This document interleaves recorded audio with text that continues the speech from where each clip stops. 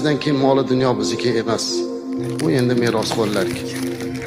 Qabrigacha boradigan do'st kim? Bu uning farzandlari, aqrabo, yaqinlari. Qabrgacha boradi. Lekin uni yog'iga hech kimda had yo'q. Ming yaxshi ko'rsa ham, jonim fido otam, onam desa ham, oxirgi manzili mana shu qabr.